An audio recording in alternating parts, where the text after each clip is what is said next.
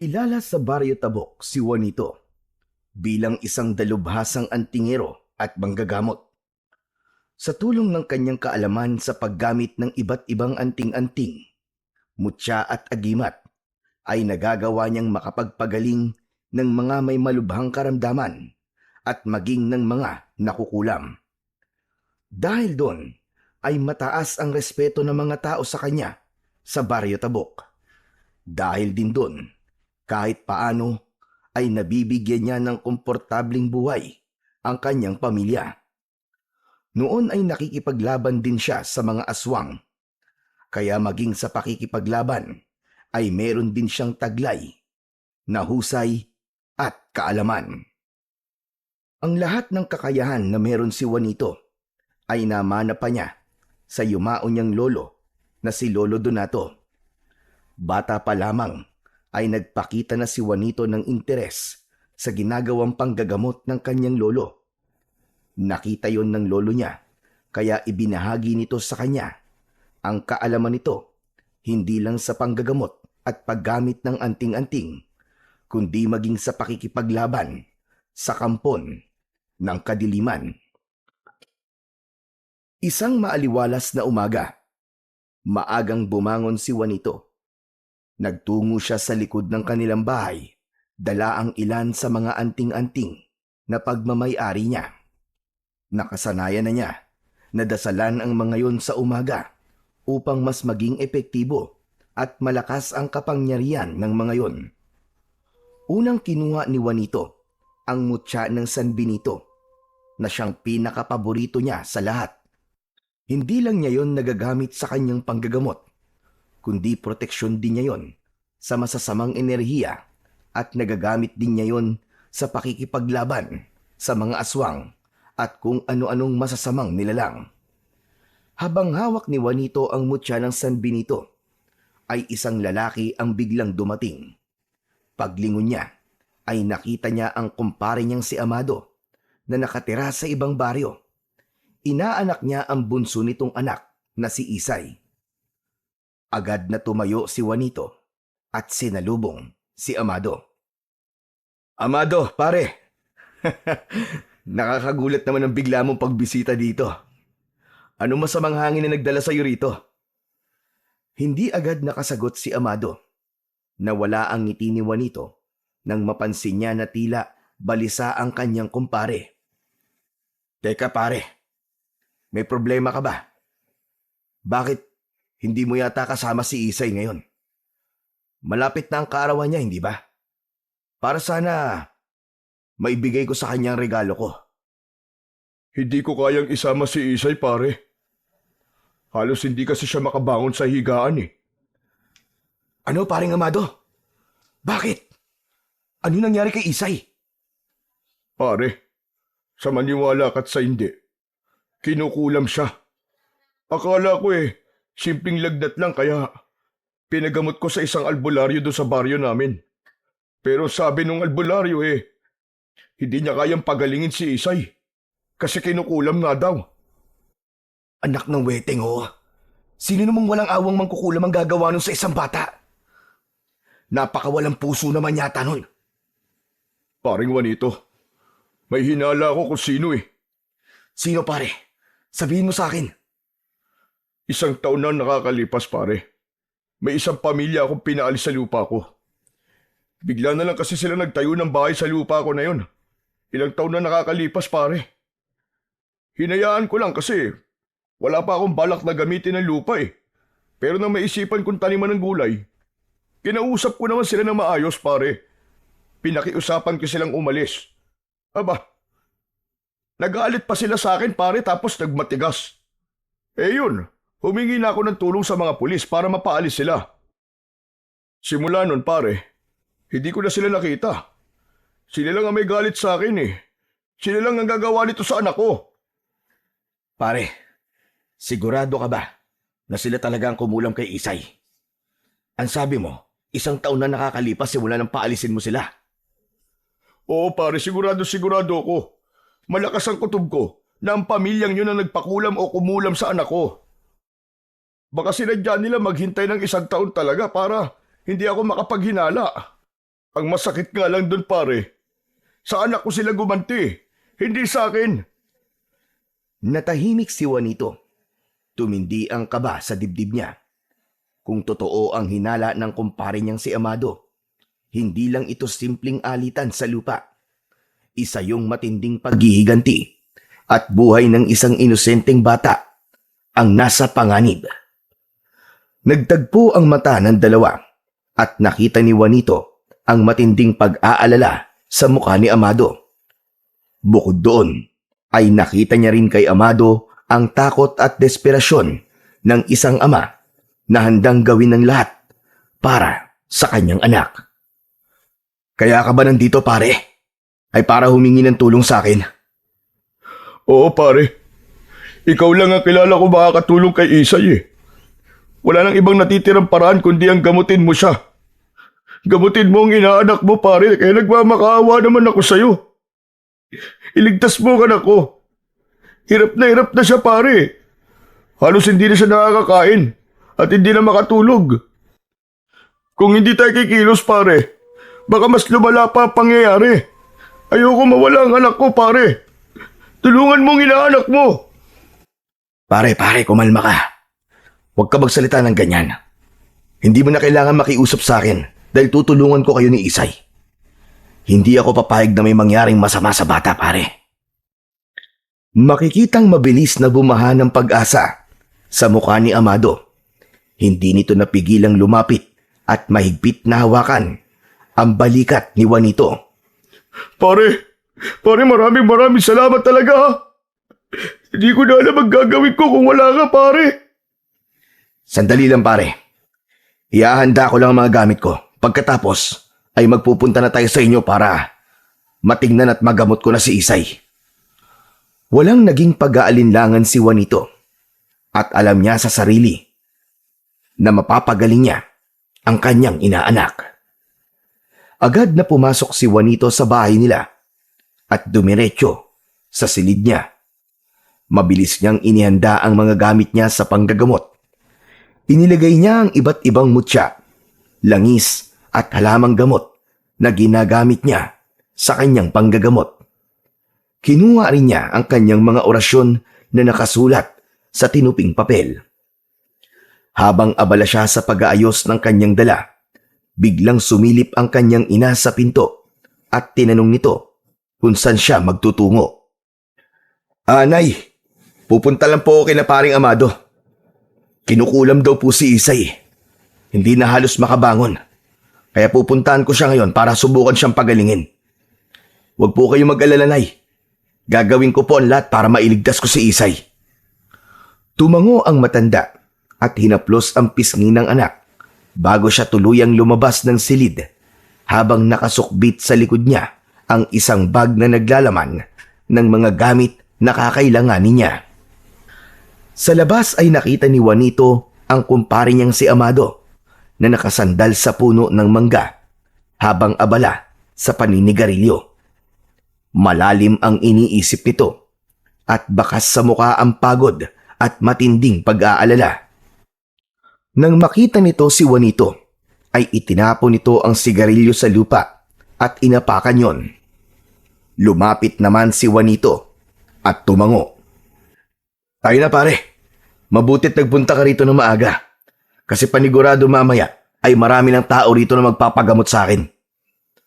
Tumango si Amado at agad na naglakad kasabay niya palabas ng bakuran. Habang naglalakad, hindi maiwasang bumalik sa alaala ni Juanito kung paano sila naging magkaibigan ni Amado. Pareho silang lumaki sa iisang bayan at sabay na nagbinata. Nung bata pa sila, ay madalas silang maglaro sa gubat, maghanap ng prutas at manghuli ng isda sa ilog. Kapwa sila walang kapatid, kaya nakuha nila ang loob ng isa't isa. Nang umibig si Amado sa babaeng naging asawa nito, ay nahihiya pa nga noon si Amado na ligawan nito. Si Juanito ang nagtulak kay Amado at naging tulay na ligawan nito hanggang sa maging magkasintahan ang dalawa. Nang dumating si Isay sa buhay ni Amado, ay isa si Juanito sa labis na natuwa Kaya naman, isa siya sa pinili ni Amado na maging ninong ng bata. Mula noon, hindi na nabago ang kanilang samahan. Kahit hindi na sila madalas magkita mula nang itinuon ni Juanito ang sarili sa panggagamot, ay hindi nawala ang tiwala at respeto nila sa isa't isa. Kaya naman, sa kabila ng kinakaharap nilang pagsubok, batid ni Juanito na kailangan niyang patunayan ang kanyang kakayahan, hindi lamang bilang isang manggagamot, kundi bilang isang tunay na kaibigan at ninong na handang ipaglaban ang buhay na kanyang inaanak. Sumakay sina Juanito at Amado sa isang tricycle na nakaparada sa gilid ng kalsada. Agad nilang sinabi sa driver ang direksyon patungo sa bahay ni Amado. Habang bumabiyahe, ay tahimik lang si Juanito at nakatingin sa malayo, habang si Amado naman ay halatang hindi mapakali. Makalipas ang ilang minuto, huminto ang tricycle sa harapan ng bahay ni Amado. Medyo malaki at maganda ang bahay na yon na may malawak pa na bakuran. Bumaba sila at binayaran ni Amado ang pamasahe, saka sila pumasok sa loob ng bahay. Pagkapasok pa lang ni Juanito sa bakuran, ay agad niyang naramdaman ang bigat sa hangin na dahilan para mapahinto siya sa harap ng pintuan. Napatingin siya sa paligid. May kung anong hindi nakikitang puwersa ang naramdaman niyang nakapalibot sa lugar na yon. O pare, ba't bigla ka napahinto? May nararamdaman ka ba pare? Oo, paring Amado. Napakabigat ng presensya dito. Alam ko na kagad na may kinukulam nga sa bahay na to. Ganon? Halika na pare, nasa kwarto niya si Isay. Pumasok sila sa loob ng bahay at dumiretso sa isang silid sa dulo ng pasilyo. Pagbukas ng pinto, ay nakita ni Juanito si Isay na nakahiga sa kama. Natutulog ang bata. Payat yon at halos wala ng kulay ang labi. Sa tabi ng bata ay nakaupo ang asawa ni Amado na si Rosalinda. Umiiyak ito habang hawak ang kamay ng anak. Nang makita nito si Juanito ay lalo itong napagulgol. Lumapit si Rosalinda kay Juanito at halos dumud dito sa harapan niya. Nakiusap ito na tulungan niya ang mga ito dahil hindi na nito alam ang gagawin. Huwag kang mag-alala, Mare. Gagawin ko lahat ng aking makakaya para mapagaling lang ang inaanak ko. Lumapit si Juanito sa kama at matiim na tinignan si Isay. May namumuong pawis sa noo nito at ang paghinga nito ay mabagal at mahina. Hinawakan ni Juanito ang noo ng bata at mas naramdaman niya ang mabigat na enerhiyang nakabalot dito. Habang nakatitig si Juanito kay Isay, ay biglang gumalaw ang bata. Marahang bumukas ang mga mata nito at kahit may panghihina sa muka, ay ngumiti ito nang makita siya. Ninong? Ninong? May dala ka po bang regalo para sa akin? Malapit na po ang birthday ko, Ninong. Siyempre naman, Isay. Hindi ko pwedeng kalimutan ang birthday mo. May nabili na akong regalo para sa'yo. Talaga po? Nasaan na po, Ninong? Kapag gumaling ka na, Isay, saka mo makukuha ang regalo mo. Kaya kailangan magpalakas ka kagad, Isay. Ninong? Ninong? Gagaling pa po ba ako? Mahigpit na hinawakan ni Juanito ang kamay ng bata. Oo naman, Isay. Ako ang bahala sa'yo. Ano bang nararamdaman mo? Masakit po ang tiyan ko, Ninong. Pati po ang ulo ko. Saka po, ang buong katawan ko, Ninong. Masakit din. May malalaking sugat din si Isay sa likod. Hindi ko alam kung saan galing ang mga yun, Juanito. Napakunot ng noo si Juanito. Iba ang pakiramdam niya tungkol sa sugat na sinabi ng kumpare niyang si Amado. Isay, pwede bang makita ang likod mo?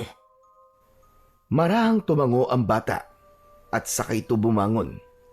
Tumalikod dito kay Juanito at sa kanya maingat na itinaas ang damit ng bata. Napasinghap si Juanito nang makita ang likod ni Isay. Puno yun ng malalalim na sugat na tila nabubulok na ang laman. Ang gilid ng mga sugat ay maitim. Tumiim ang bagang ni Juanito at napagtanto niya na kung sino man ang gumawa nun sa bata ay talagang napakalaki ng galit. Mas lalo siyang kinabahan ng sandaling yon. Mabilis niyang ibinaba ang damit ni Isay at lumingon kay Amado. Paring Amado, mag-usap tayo sa labas.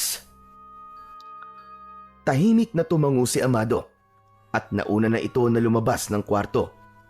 Tinignan muna ni Juanito si Rosalinda bago siya sumunod kay Amado. Nang makalabas ang dalawa ng bahay, ay isang malalim na buntong hininga ang pinakawalan ni Juanito habang nakatingin sa paligid. Paring Juanito, bakit kailangan pa natin lumabas? Ano ba talaga nangyayari sa anak ko? Paring Amado, bilang haligi ng tahanan, kailangan mo maging matatag. Ano? Anong ibig mo sabihin, pare? Nang makita ko mga sugat sa likod ni Isay, nalaman ko, pare, na hindi basta-bastang mangkukulam ang may gawa nito. Malakas ang mangkukulam na ito, pare. At meron silang kakayahan na patayin ang biktima niya. Natigilan si Amado sa narinig. Napaatras ito ng bahagya at napayuko. Hindi na nito napigilan ang pag-agos ng luha mula sa mga mata nito. Pare Juanito, ayoko mawala ang anak ko, pare. Anak ko siya. Pakiusap, pare. Pagalingin mo naman siya. Gagawin ko kahit na ano. Kahit na ano, pare Juanito. Nakikiusap ako sa'yo. Hinawakan ni Juanito ang balikat ng kaibigan. Naramdaman niya ang panginginig nito. Pero magandang bagay, pare, na ipinaalam mo kaagad sa akin na nangyayari kay Isay. Dahil doon, maaari pa nating maagapan ang lahat. Alam ko nakakatakot ang mga sasabihin ko, pare. Pero gusto ko lang maging matapat sa'yo. Gusto kong malaman mo kung ano talaga nangyayari. Pare, hindi ko naiintindihan. Diretsahin mo na ako. Hindi ko hahayaang may mangyaring masama kay Isay, pare. Hanggat nandito ako, lalaban tayo. Sa gitna ng pag-uusap nila Juanito at Amado, ay biglang umalingaw-ngaw ang malakas na sigaw ni Isay. Bukod doon, ay umiiyak ito dahil sa labis na sakit. Sinundan yun ng paghagulgol ni Rosalinda at ang paghingi nito ng tulong. Nagkatinginan naman sina Juanito at Amado at agad na tumakbo ang dalawa papasok sa bahay. Dumiretso sila sa kwarto ni Isay. Bumungad sa kanila ang nakapanlulumong eksena.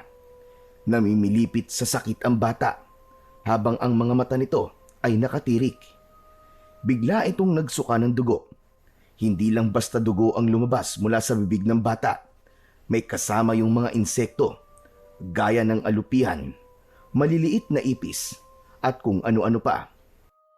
Napasigaw si Rosalinda sa matinding pagkabigla at takot. Agad na kumilos si Juanito. Kinuha niya sa sala ang kanyang bag. Alam niya na kritikal ang sitwasyon at hindi siya maaaring magsayang kahit isang segundo. Bumalik siya sa kwarto ni Isay na dala ang kanyang bag. Lumabas muna kayo. Ako nang bahala kay Isay. Umiling si Rosalinda at hindi matanggap ang sinabi ni Juanito. Nagmatigas ito at anito ay gusto nito na naroon ito habang ginagamot niya si Isay. Lumapit si Amado sa asawa at hinawakan ito sa magkabilaang balikat. Rosalinda, magtiwala tayo kay Juanito. Sundin na lang natin kung anong sinasabi niya. Patuloy na umiling si Rosalinda Ngunit sa huli ay lumabas na rin ito ng kwarto kasama si Amado. Nang lumabas na ang mag-asawa, ay isinarado ni Juanito ang pinto. Humarap siya sa kanyang inaanak at halos maluwa siya habang nakikita ang patuloy nitong pangingisay. Mabilis na inilabas ni Juanito ang kanyang mga gamit mula sa kanyang bag. Isa-isa niyang inilagay sa tabi niya ang mga kakailanganin niya. Kinuha niya ang isang medalyon na may nakaukit na sinaunang dasal at isinabit niya yon sa leeg ni Isay. Sunod niyang inilabas ang mutya ng San Benito. Mahigpit niya yung hinawakan. Pumikit siya at mahinang umusal ng dasal. Habang nagdarasal, naramdaman na lang bigla ni Juanito ang biglang paglakas ng enerhiya sa paligid. Unti-unting bumigat ang kanyang dibdib na parang may nakadagan sa kanya na isang napakabigat na bagay. Sa pagmulat ng mga mata ni Juanito, ay inilapat niya ang mutya ng San Benito sa noo ni Isay. Kasunod noon ay para siyang hinihigop patungo sa isang madilim at malamig na espasyo. Biglang nanigas ang katawan ng bata. Umunat ang mga paa at kamay nito habang nakatirik ang mga mata. Alam ni Juanito na sa sandaling yun ay nagawa na niyang ikonekta ang sarili niya sa mangkukulam na kumukulam sa inaanak niya. Malakas na tumawa si Isay, pero ang boses na lumalabas sa bibig nito ay boses ng isang matandang lalaki. Sino kang hayop ka? Bakit mo to ginagawa sa batang ito? Hindi ako magpapakilala sa'yo. Pero ito ang sasabihin ko sa'yo. Hindi mo ako mapipigilan. Papatayin ko ang batang ito. Papatayin ko siya. Ang batang ito ang magbabayad sa kasalanan ng tatay niya. Demonyo ka! Bakit? Anong kasalanan ni Amado sa'yo? Bakit mo kailangang idamay ang kanyang anak? Masama ang ugali ng tatay ng batang ito. Isa siyang walang kwentang tao. Gusto kong maramdaman niya kung paano mawalan ng mahal sa buhay. Kaya papatayin ko ang anak niya. Umigting ang panga ni Juanito. Nalaman niya na talagang papatayin ng mangkukulam na yon si Isay dahil ang puso nito ay punong-puno ng galit. Ipinagdiinan ni Juanito ang mutya ng San Benito sa noo ni Isay. Napasigaw si Isay pero alam niya na hindi ang bata ang nasasaktan kundi ang mismong mangkukulam. Aray ko! Walang iya ka! Itigil mo yan! Masakit! Nagsimulang manginig ang buong katawan ng bata na para bang nilalamon ito ng apoy. Lubayan mo ang bata! Kung hindi, ako mismo ang papatay sa'yo, demonyo ka! Hindi mo malalaman kung nasaan ako! Hindi mo malalaman! Kahit hindi kita makitang diablong buwang ka, kaya kitang patayin. Huwag mo akong subukan. Mas marami akong kayang gawin kesa sa'yo. Buong puwersang idiniin pa ni Juanito ang mutya ng San Benito sa noo ni Isay. Muli itong napasigaw ng napakalakas. Naglalaway na ito sa labis na sakit.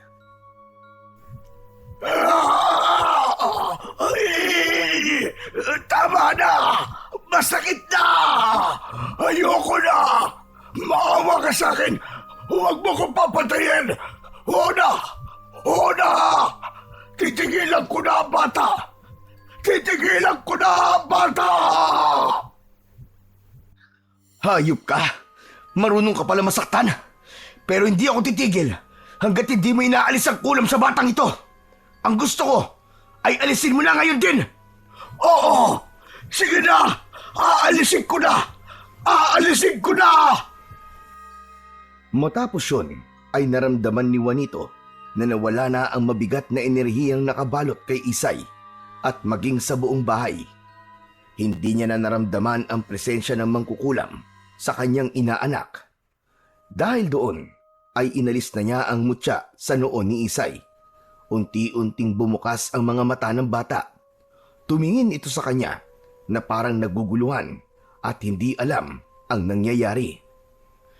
Ninong? Ninong, ano po nangyari? Magaling ka na, Isay. Dito ka muna ha. Tatawagin ko lang ang mama at papa mo. Tumayo si Juanito. Ramdam niya ang bahagyang panghihina matapos ang matinding laban sa mangkukulam. Huminga siya ng malalim bago lumapit sa pinto ng kwarto at binuksan yon. Bumungad sa kanya ang magkayakap na sina Amado at Rosalinda. Kapwa umiiyak ang dalawa. Pare, ano nangyari kay Isay? Wala na kayong dapat ipag-alala, pare. Magaling na si Isay. Nilubayan na siya ng mangkukulam. Pwede niyo na siyang makita. Napanganga si Rosalinda sa labis na tuwa, habang si Amado naman ay napapikit at napaluha palalo. Hindi makapaniwala ang mag-asawa sa magandang balita na yon ni Juanito. Pumasok ang dalawa sa kwarto at nakita ng mga ito si Isay na nakaupo sa kama at naguguluhan pa rin. Ngunit tila nagdahilan lang ang bata dahil alam ni Juanito na wala na itong nararamdaman na kahit na anong sakit maliban sa mga sugat nito sa leeg na alam niyang gagaling din ng kusa pagkalipas lamang ng ilang araw. Agad na niyakap ng mag-asawa si Isay. Habang pinanonood ni Juanito ang tagpong yon, ay nakaramdam siya ng matinding saya sa kanyang puso. Alam niyang nagawa niya ang tama. Nailigtas niya ang kanyang inaanak mula sa isang mangkukulam na handa na sana itong patayin. Nanatili pa si Juanito sa bahay ni Amado ng ilang oras. Pagsapit ng hapon ay nagluto ng turon si Rosalinda para meron silang merienda. Habang binabantayan naman ni Rosalinda si Isay sa kwarto, ay nasa kusina naman sina Juanito at Amado. Kumakain sila ng nilutong turon ni Rosalinda na sinasabayan nila ng malamig na soft drinks. Paring Juanito, salamat ulit ha. Kung hindi dahil sa'yo pare, baka wala na akong anak ngayon. Wala yung pare, wag mong isipin yun. Tsaka, hindi rin naman ako papayag na may mangyaring masama sa inaanak ko, pare. Hindi talaga ako nagkamali ng pagpili sa'yo bilang ninong ni Isay, pare. Pero hanggang ngayon nag-iisip pa rin ako. Pare, sa tingin mo, tama ba ang hinala ko na yung pamilya na pinaalis ko noon sa lupa namin ang may kagagawa nito kay Isay? Mukhang tama ka, paring Amado. Sinabi naman kukulam, nagalit siya sa'yo. Pero wala ka nang dapat ipag-alala pa. Habang suot ni Isay yung medalyon na binigay ko, ay meron siyang proteksyon laban sa kulam. Tumango-tango si Amado. Dama ni Juanito na magaan na ang pakiramdam ng kanyang kumpare. Maya-maya ay naglabas ito ng wallet at mula roon ay humugot ito ng ilang lilibuhing pera. Iniabot nito yon kay Juanito. O pare, pagdamutan mo na ito. Bayad ko to sa'yo sa pagliligtas mo sa buhay ni Isay. Bahagyang natawa si Juanito at umiiling na itinulak pabalik ang pera. Pambihira ka naman, pare, oo. Hindi ako naniningil. Hindi naman iba ang pamilya mo sa akin eh. Para namang hindi tayo magkaibigan, Amado. Juanito, tanggapin mo na oh. Alam kong hindi ka nagtatrabaho para sa pera. Pero gusto kong suklian kahit papano ang ginawa mo. Kung tutuusin nga kulang pa ito, pare. Hindi na, pare. Bahala ng Diyos ang bumawi sa akin. Napabuntong hininga si Amado bago ibinalik ang pera sa kanyang wallet. Sige na nga. Mukhang hindi naman kita mapipilit, pare. Pero salamat talaga ha. Hindi ko makakalimutan to, pare. Habang buhay kong tatanawin na utang na loob ang ginawa mo para iligtas ang buhay ng anak ko. Gaya nga na sinabi ko, paring Amado, hindi ko pwedeng pabayaan si Isay dahil inaanak ko siya. Teka, pare, hapon na pala. Kailangan ko nang umuwi at baka abutan pa ako ng dilim sa daan. Ah, ganun ba? O sige, sige. Hindi kasi natin napansin ang oras eh. Napasarap ang kwentuhan natin. Sige pare, ihatid na kita sa labas. Sabay silang lumabas ng bahay at inihatid ni Amado si Juanito hanggang sa tarangkahan. Mag-isa nang naglakad si Juanito palayo at tinahak niya ang daan patungo sa paradahan ng tricycle. Magaan ang kalooban ni Juanito dahil alam niya na ligtas na si Isay. Palubog na ang araw nang makarating si Juanito sa bahay nila. Pagpasok niya ay nakita niya ang kanyang ina na abala sa pagluluto. Nang makita siya nito ay agad itong nagtanong tungkol kay Isay. Maayos naman po siya, inay. Nailigtas ko po siya sa mangkukulam na gustong pumatay sa kanya. Kailangan niya ng ilang araw na pahinga at babalik din po siya sa dati niyang sigla. Inay, oo nga po pala. Magpapahinga na po muna ako ha. Huwag niyo na po akong gisingin at mauna na rin po kayong kumain. Naglakad na si Juanito papunta sa kanyang kwarto. Hinubad niya ang sapatos at humiga sa papag. Napangiti siya habang nakatingin sa kisame. Hindi nagtagal ay napapikit na siya at hinayaan niya ang sarili na makatulog at makapagpahinga. Kinabukasan ng umaga ay nagising si Juanito sa malalakas na katok sa kanyang pinto. Kahit inaantok pa, ay napilitan siyang bumangon. Sa pagbukas niya ng pinto, ay bumungad sa kanya ang nanay niya. Anito ay nasa labas si Amado at nais siyang makausap. Tinanong niya kung bakit hindi pa pinapapasok ng nanay niya si Amado. Pero ayon dito, ay gusto ni Amado na sa labas sila mag-usap. Napakunot noo si Juanito. Hindi niya inaasahan ang pagbisita ng kanyang kaibigan ng ganun kaaga. Lumabas siya ng bahay at nakita niya si Amado na nasa labas. Matiim ang tingin nito sa kanya at nakatikom ang mga kamao. Nang makalapit si Juanito sa kaibigan, ay labi siyang nabigla nang malakas siya nitong sinuntok sa panga. Napaatras siya at muntik pang matumba. Ramdam niya ang sakit ng suntok ni Amado, pero mas nangibabaw sa kanya ang pagtataka. Teka, Amado! Bakit mo ako sinuntok? Anong ginawa mo kay Isay, pare? Teka, anong ibig mo sabihin? Patay na si Isay! Patay na si Isay, pare! Hindi na siya nagising kanina. Puno na sugat ang katawan ng anak ko. Ikaw ang huling gumamot sa kanya. Ikaw ang may kasalanan nun, Juanito! Biglang hinablot ni Amado ang kwelo niya at halos magdikit ang kanilang mga muka. Ikaw ang pumatay sa anak ko. Simula ngayon, tinatapos ko na ang pagiging magkaibigan natin. Malakas siyang tinulak ni Amado. Hindi na ito lumingon pa nang maglakad ito palayo. Naubos ang lakas ni Juanito.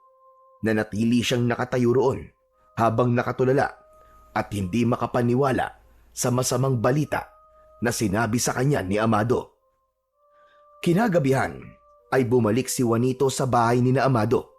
Nang nasa harapan na siya ng bahay, ay nakita niya na may mangilang-ngilang tao na sa labas, kaya nag-atubili siyang pumasok. Alam niyang hindi magiging madali ang pagharap niya kay Amado, pero kailangan niyang makita si Isay.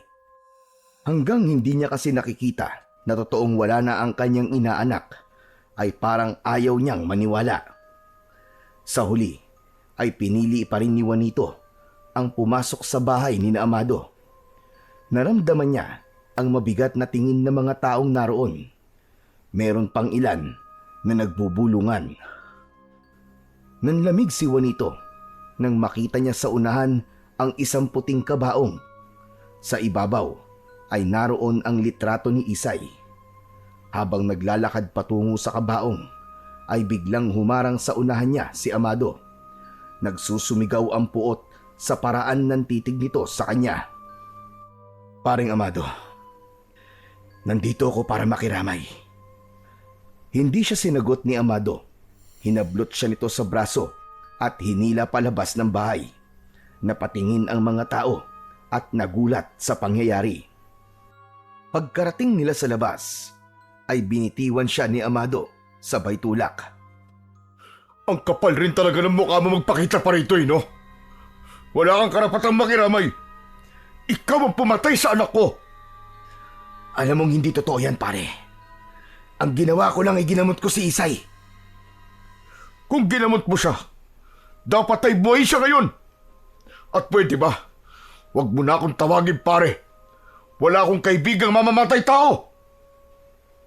Hindi ko pinatay si Isay, Amado. Kahit ako'y nagtataka kung ano nangyari sa kanya. Hayaan mo kong alamin kung bakit namatay si Isay. Wala na akong balak na alamin pa ang dahilan ng pagkamatay ng anak ko. Dahil hindi naman nun mababalik ang buhay niya. Basta ang alam ko, ikaw ang pumatay sa kanya. Kaya umalis ka na.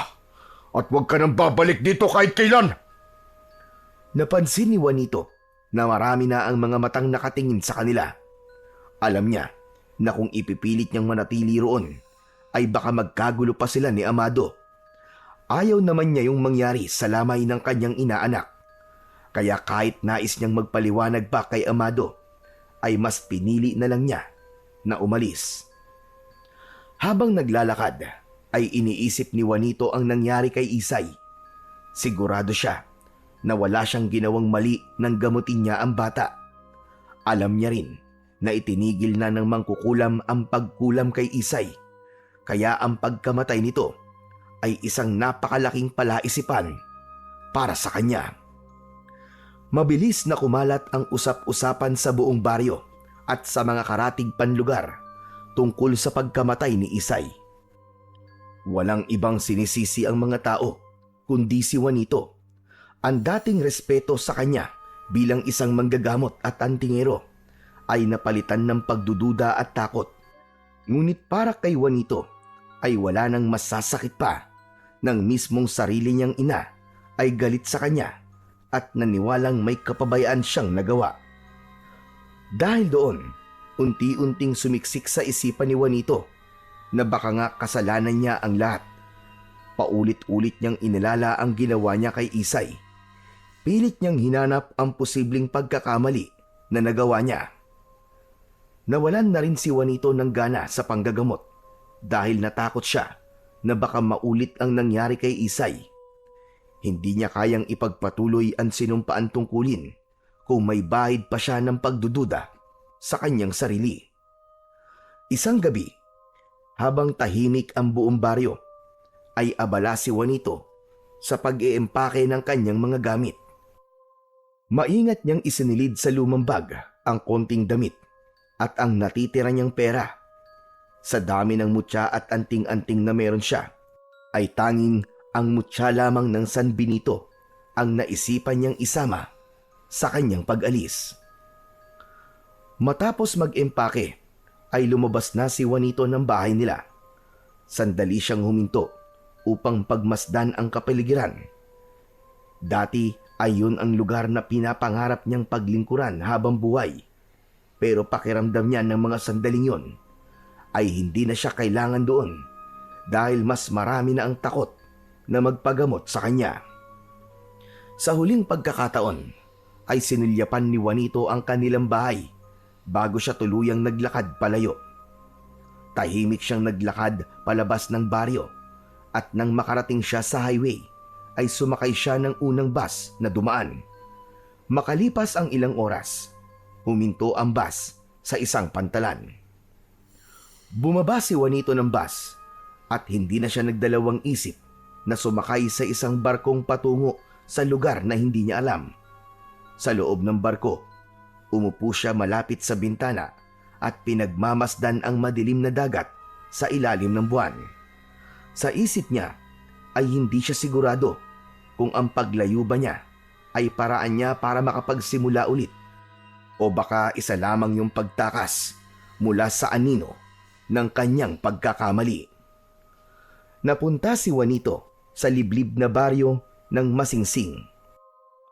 Dahil walang kakilala sa lugar na yon, ay nagpagala-gala na lang siya roon.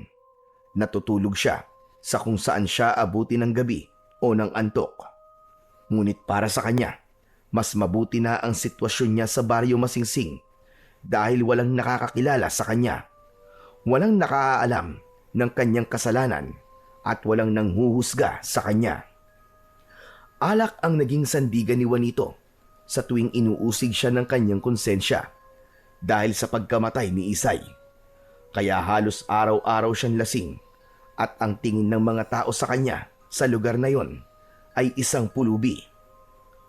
Isang umaga, habang nakaupo si Juanito sa harapan ng isang tindahan at umiinom, ay dumating ang isang grupo ng kalalakihan. Ang grupo na yon ay kinatatakutan sa baryo Masingsing. Basagulero kasi ang mga yon at tila walang ibang alam gawin kundi ang manggulo. Sa unahan ng grupo ay naroon ang isang matangkad na lalaki na may makapal na bigote. Ang lalaking yun ay si Paquito na isang dating pulis na naalis sa serbisyo dahil sa isang anomalya. Pagdating ni Paquito sa tindahan ay umasim ang mukha nito sabay singhot sa hangin. Ang baho naman dito. Amoy kalabaw. Aba, kaya naman pala eh. Nandito pala tong pulubi na to. Umalis ka nga rito. Umangat ang mukha ni Juanito at tumingin kay Paquito. Alam niya na siya ang tinutukoy nitong pulubi. Para sa kaalaman mo, hindi ako pulubi. Ano ka mo? Hindi. Ano bang tawag sa isang taong walang bahay? Marumi at mabaho. Hindi ba't pulubi? Kapag naligo ko at nagpalit ng maayos na damit, baka ikaw pang magmukhang pulubi sa ating dalawa. Nagtawanan ang mga kasama ni Paquito. Ngunit si Paquito ay tumahimik at matalim na tinignan si Juanito. Tumigil nga kayo! Bakit ba kayo nagtatawanan, ha? Talagang tinatawanan niyo pa ako no? Agad na huminto sa pagtawa ang mga kasama ni Paquito at lumapit ito kay Juanito. Matalim ang mga matang tinignan siya nito. Ang tapang rin ang apog mo no? Hindi ko gusto ang tabas ng dila mo. Hindi ko naman gustong hilatyan ang pagmumukha mo. Mas lalong nagalit si Paquito sa sinabi ni Juanito. Malakas siya nitong sinuntok sa muka na naging dahilan para matumba siya sa kanyang kinauupuan. Hindi pa nakontento si Paquito. Sumugod ito at sinunggaban si Juanito sa kwelyo bago sunod-sunod siyang inundayan ng suntok sa tiyan at sa muka. Napapapikit si Juanito sa bawat tama ng kamao sa kanyang muka. Narinig niya ang mga tawanan ng grupo ni Paquito. May ilang mga tao ang nakakakita sa kanila pero wala ni isa sa mga yon ang naglakas loob na pigilan si Paquito. Ha! Akala mo kung sino ang matapang? Wala ka naman palang binatbat eh! Ha! Isa pang suntok ang dumapo sa mukha ni Juanito at nalasahan niya ang sarili niyang dugo sa loob ng bibig niya. Naisipan niya ng lumaban dahil alam niya na kaya niyang gulpin si Paquito, pati na ang lahat ng kasama nito. Pero naisip niya na kung lalaban siya, ay makikita ng mga tao ang kanyang husay sa pakikipaglaban. Baka magtanong ang mga tao kung sino siya at kung saan siya nanggaling. At kapag nagsimulang mag-usisa ang mga tao, ay malaki ang posibilidad na may makakilala sa kanya. Kaya mas pinili ni Juanito na tiisin ang sakit na mga suntok ni Paquito at ipinagdasal na lamang niya na sana ay mapagod na si Paquito sa pambubugbog sa kanya. Ngunit sa gitna ng pananakit ni Paquito kay Juanito ay may lalaking dumating at mabilis na hinawakan ang kamao ni Paquito na akmang pasuntok na naman. Tama na yan, Paquito! Tama na! Baka mapatay mo siya! Hindi nagsalita si Paquito pero tumayo ito at hinarap ang lalaking dumating. Ano ba gulo ito, Paquito? Parang araw-araw ka na lamang nakikipag-away Dapat lang bugbugin ng pulubing niyang kapitan. Pambira! Pasmado ang bibig niyan Kabago-bago rito akala mo kung sino. Ano ba sinabi sa'yo? At parang gusto mo na siyang patayin.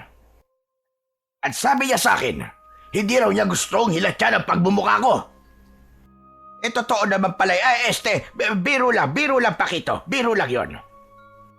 Hindi na nagsalita si Pakito at inaya na nito ang mga kasama nito na umalis. Nang wala na ang grupo, ay si Juanito naman ang hinarap ni Kapitan Teodoro. Inalalayan siya nitong makatayo at muling makaupo sa mahabang upuan sa harap ng tindahan. Ayos ka lang ba? Sa tingin niyo ho ba, ayos pa ba ako pagkatapos ko mabugbog? Kung sa bagay, bakit ko pa nga ba itinanong yon? Pero teka, ilang araw na kitang nakikitang pagala-gala dito sa lugar namin. At alam ko na hindi ka taga rito. Saan ka ba nakatira para maihatid kita? Wala akong bahay at wala rin akong pamilya. Alam mo kasi, delikado yung ginagawa mong pagala-gala ka eh. Lalo na't mainit na mga mata ni Pakito sa'yo. Hindi sumagot si Juanito. Nanatili lang siyang nakatingin sa kapitan. Ganito na lang, kung gusto mo, doon ka na lang muna sa akin tumuloy. Wala naman akong kasama sa bahay eh. Nasa Maynila kasi ang pamilya ko at doon sila naninirahan. Mukha ka naman mapagkakatiwalaan eh. Sandaling nag-isip si Juanito. Hindi niya gustong makitira sa iba, pero alam niyang mas mahirap kung wala siyang matutuluyan. Kung mananatili siyang palaboy, ay mas magkakaroon sina Pakito ng dahilan para saktan siya at bugbugin. Kaya naman isang desisyon ang kanyang nabuo. Sige, payag ako sa sinabi mo. Ayos, mabuti naman kung ganon. Ako nga pala si Kapitan Teodoro. Ako ang kapitan ng baryong ito. Ikaw, anong pangalan mo? Juanito. O tara na, Juanito. Kailangan mo maglinis ng katawan kasi medyo nangangamoy ka na. Masahol ka pa sa amoy ng kalabaw eh. Ay, hindi pala. Masahol ka pa sa amoy ng imbornal. Walang imik na sumunod si Juanito kay Kapitan Teodoro habang bitbit ang kanyang bag. Naramdaman niya na nais lang siya nitong tulungan at tila wala naman itong masamang balak sa kanya. Kaya sumama na lamang siya sa lalaki. Makalipas ang ilang minutong paglalakad, ay nakarating na sina Juanito sa bahay ni Kapitan Teodoro. Isa yung bahay na may tamang laki at gawa sa matibay na kahoy. Meron yung malalaking bintana at ang bahay at bakuran ay napaliligiran ng bakod na gawa sa kawayan. Binuksan ni Kapitan Teodoro ang pinto. O, dali na. Pasok ka, Juanito. Pasok. Huwag kang mahiya. Dahan-dahang pumasok si Juanito. Malinis at presko ang loob ng bahay. Sa dingding ay may mga nakasabit na lumang larawan ng pamilya ni Kapitan Teodoro. Juanito, doon nga pala ang banyohan eh. Maligo ka na muna. Halos 1 linggo na kitang nakikitang pagala-gala kaya malamang hindi ka pa nakakaligo. Ikukuha na rin kita ng malinis na damit. Maraming salamat po, Kap. Nagtungo si Juanito sa banyo. Sa loob ay may drum ng tubig, timba at isang tabo. Hinubad niya ang lahat ng kanyang damit at nag-umpisang maligo. Nang dumampi ang malamig na tubig sa kanyang balat, ay napapikit siya. Simula kasi nang makarating siya sa baryo Masingsing, ay yun ang unang beses na nakaligo siya ng maayos. Habang naliligo, ay nakarinig si Juanito ng marahang katok sa pinto. Juanito, narito nga pala ang tuwalya at saka malinis sa damit. Ilalagay ko rito sa upuan malapit sa pinto ng banyo. Sige ho, Kap. Maraming salamat ho. Nang matapos na sa paliligo si Juanito, ay kinuha niya ang tuwalya at damit. Makalipas ang ilang minuto, ay lumabas siya ng banyo na suot ang isang puting t-shirt at itim na shorts.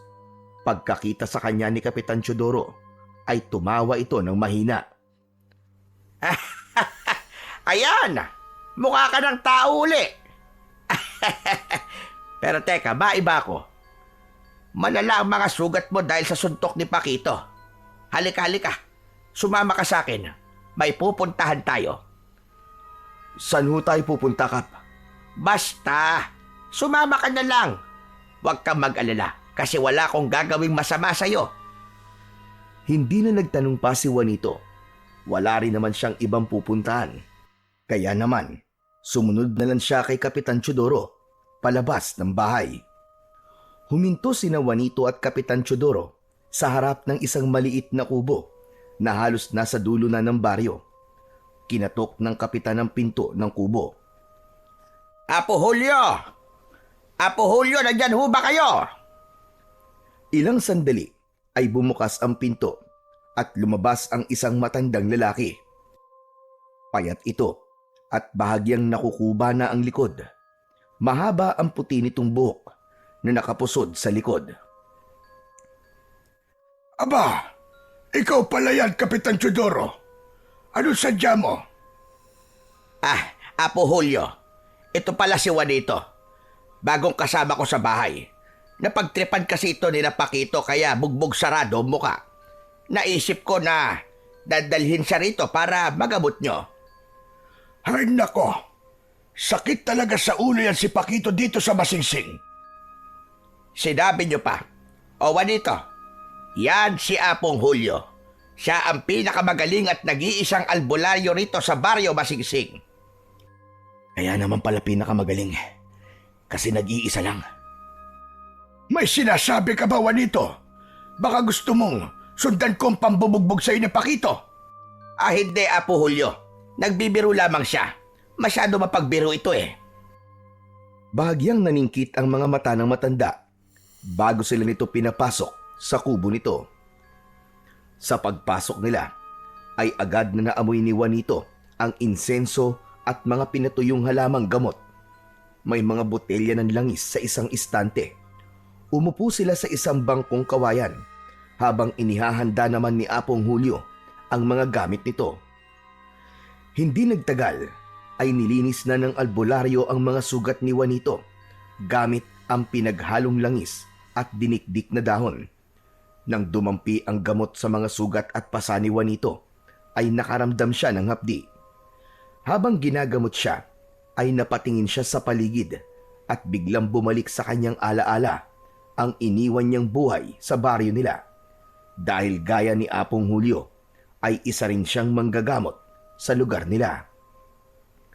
Nang matapos ng linisin at gamutin ni Apong Julio ang mga sugat at pasa ni Juanito, ay saka lang ito muling nagsalita. Malamang ay lalagnatin ka mamaya. Pakuluan mo ang dahon ng lagundi at inumin mo ang pinagkuluan para bumaba ang init ng katawan mo. Salamat po, Apong Julio. Talagang pagdating talaga sa ganitong bagay, ay maaasahan kayo. Eto po, pang merienda nyo man lang. Inabot ni Kapitan Chodoro ang isang papel na pera kay Apong Julio. Hindi ko kailangan ng bayad. Ang tungkulin ko ay tumulong at hindi magnegosyo. Alam ko naman po yon, Apong Julio. Pero kunin nyo na rin ito. Pandagdag man lang sa pambili nyo ng bigas o ng kung ano. Saglit na tinignan ni Apong Julio ang pera. Saka ito marahang tumango at tinanggap yon. Matapos yon ay tumayo na sina Kapitan Chodoro at Juanito at nagpaalam na sa matanda. Habang naglalakad pabalik sa bahay ni Kapitan Chodoro, ay tahimik lang si Juanito habang iniisip niya na mukhang hindi siya nagkamali na pinagkatiwalaan si Kapitan Chodoro dahil ramdam niya ang sinseridad nitong tulungan siya. Simula noon ay sa bahay na ni Kapitan Chodoro na nirahan si Juanito. Hindi siya sinabihan ng kapitan na tumulong sa mga gawain pero kusa na lang kumilos si Juanito. Tuwing umaga, maaga siyang nagigising para magwalis sa bakuran. Sinisigurado niyang malinis ang harapan ng bahay bago pa man lumabas si Kapitan Chodoro. Bukod doon ay nagluluto rin siya at naglalaba. Hanggang isang umaga ay naabutan si Juanito ni Kapitan Chodoro na nagwawalis sa labas. Aba, magandang umaga. Hindi ko akalaing may kasambahay na pala ako ngayon. Hindi naman po, Kapitan. Pasasalamat ko lang po ito sa pagkupkup niyo po sa akin. Alam mo, Juanito, hindi mo kailangan gawin ang lahat ng ito. Pinatira kita rito sa bahay ko kasi gusto kitang tulungan at hindi para gawing kasambahay. Alam ko naman po yung Kapitan Teodoro. Pero gusto ko po makatulong sa inyo kahit papano. Hindi ko po kayang tumanggap ng kabutihan nang hindi sinusuklian. Tumango ang kapitan at bahagyang napangiti. Sa unang pagkakataon, matapos niyang umalis sa kanilang baryo, ay nakaramdam si Juanito ng katahimikan sa kanyang puso. Inisip niya na maaari na talaga siyang magsimula ng panibagong buhay sa baryo Masingsing. Isang hapon ay nagpunta si Juanito sa poso na ilang bahay lamang ang layo mula sa bahay ni Kapitan Teodoro upang mag-igib. Habang abala siya sa pagbomba sa poso, ay nakarinig siya ng mga yabag sa kanyang likuran. Napalingon siya at agad niyang nakita si Paquito na may kasamang dalawang lalaking hindi niya kilala. Heh! Balita ko! Inampung ka na ni Kapitan Teodoro, ha? Hayop talaga yung kapitan na yan eh. Sobrang maawain sa mga pulubi. Ang dapat sa mga pulubi ay pinapalayas kasi mababaho sila. Napangisi ang dalawang kasama ni Paquito. Hindi pa rin nagsalita si Juanito. Wala siyang ibang gusto kundi ang umiwas sa gulo dahil ayaw niyang bigyan ng sakit ng ulo si Kapitan Teodoro. Aba, hindi ka na ba marunong magsalita, ha? Napipi o nabingi ka na ba dahil sa pambubugbog na ginawa ko sa'yo? O baka naman na, duwag ka lang talaga. Hindi pa rin pinansin ito ni Juanito. Tila nairita naman si Paquito sa hindi niya pagpansin dito, kaya malakas nitong sinipa ang isa sa mga timba niya. Natapon ang laman ng tubig. Humarap si Juanito kay Paquito at nilabanan niya ang matalim nitong tingin. Hindi ako bingi o pipi. Lalong-lalo nang hindi ako duwag. Sadyang wala lang akong oras para makipag-usap sa taong kagaya mo na utak ampaw. Ha! Narinig niyo ba yon? Matapang ka na ngayon, ha? Sino ba pinagmamalaki mo, ha? Si Kapitan? Wala akong pakialam kay Kapitan Teodoro. Kahit pa doon ka nakatira. Hindi ako natatakot sa kanya. Kaya kitang bugbugin kahit ngayon din. Hindi mo yata ako nakikilala eh. Kilala kita, Paquito. Kilalang-kilala na kita. Alam ko kung sino ka. Isa kang dating pulis na tinanggal sa serbisyo. Dahil sa pangungutong na ginagawa mo, imbis na magsilbi ng tapat sa bayan. Halos sumabog ang mukha ni Paquito sa galit. Pakiramdam ni Juanito, anumang sandali ay susuntukin na siya nito. Ngunit lahat sila ay napalingon nang biglang dumating si Apo Julio na may dalang isang timba. Hoy, Paquito! Lubayan mo nga yan si Juanito. Puro na lang pakikipagbasagulo ang ginagawa nyo. Mga wala kayong magawa sa buhay. Tigilan mo siya! Ngumisi si Paquito at lumapit ito kay Apong Julio. Ano bang pakialam mo, tanda? Baka gusto mong pati ikaw ay bugbugin ko. Anong pakialam mo rito, ha? Matanda ka? Ikaw talaga, Paquito. Hindi ka na talaga magbabago. Para ka pa ring bata. Ang tanda-tanda mo na, pero para ka pa ring bata kung mag-isip. Aba, anong sinabi mo? Biglang nagdilim ang mukha ni Paquito. Mabilis nitong itinaas ang nakakuyom nitong kamao para suntukin si Apong Julio. Ngunit bago pa man tumama ang kamao nito kay Apong Julio, ay mabilis na sinalo ni Juanito ang kamao ni Paquito ng kanyang palad. Pilit na inabante ni Paquito ang kamao nito, pero dahil sa lakas ni Juanito ay hindi ito nagtagumpay. Pati ba naman matandang walang kalaban-laban? Pinapatulan mo. Wala ka talagang pinipili. Ganon ba? Kung ganon, ikaw na lang ang papatulan ko! Binawi ni Paquito ang kamay nito at sinubukan suntukin sa mukha si Juanito, pero mabilis siyang nakaiwas at sa hangin tumama ang suntok nito. Sa pagkakataon na yon ay sumugod na rin ang dalawang kasama ni Paquito. Sinubukan ng mga yon na suntukin si Juanito, Pero lahat ng pag-atake ng mga yon ay nagawa niyang iwasan. Hanggang sa isang malakas na suntok mula kay Juanito ang tumama sa muka ni Paquito. Napaatras si Paquito habang hawak ang kanyang panga. Ang dalawang kasama naman ito ay muling umatake kay Juanito, pero sinalubong ang mga ito ng malakas na suntok ni Juanito. Tinamaan ng isa sa nguso habang ang isa naman ay sa sikmura. Umikot siya at sinipa sa muka ang dalawa. Bumagsak ang mga yon sa lupa at nahirapan ng makabangon. Gulat na napatingin si Paquito kay Juanito. Halatang hindi nito inasahan ang ipinakitang husay ni Juanito sa pakikipaglaban. Malakas na sumigaw si Paquito, pero sinalubong ito ng dalawang magkakasunod na suntok ni Juanito. Tumama yon sa mukha ni Paquito at agad itong bumagsak sa lupa. Sisipain pa sana ito ni Juanito, pero nang iangat ni Paquito ang mukha niya, ay umiiyak na ito. Tama na! Tama na! Ayoko na! Juanito, pakiusap! Tama na! Sa pagkakataon na yon, ay humahangos na dumating si Kapitan Teodoro. Tama na yan! Juanito, tama na! Hindi ka dapat nakikipagbugbugan! Pero Kapitan, sila po nagsimula. Tama na, Juanito. Kapitan, ang mga lokong yan ang nanguna. Pati ako'y gustong saktan. Umawat lamang si Juanito. Hindi na nagsalita si Kapitan Teodoro at hinilan na lang nito si Juanito palayo sa poso. Hindi na rin nakapag-igib si Apong Julio at umalis na rin ito roon at naiwan sina Paquito na namimilipit sa sakit. Habang naglalakad sina Juanito at Kapitan Teodoro pauwi, ay ramdam ni Juanito ang bigat ng katahimikan sa pagitan nila.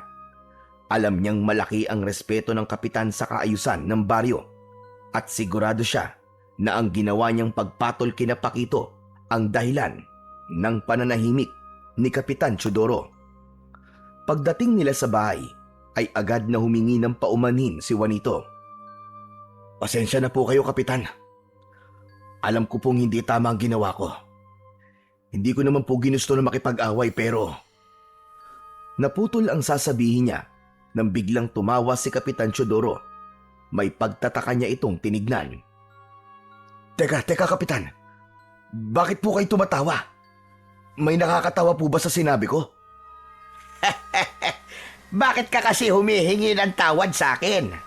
Abay, wala kang kasalanan, Juanito. Pero Kapitan Teodoro, nakipag-away po ako kay na Paquito. Hindi niyo po ba nakita? Nakipagbugbugan po ako sa kanila. Sa pagkakataon na ito, ay sila lang naman ang nabugbog. At ano naman ang masama ron?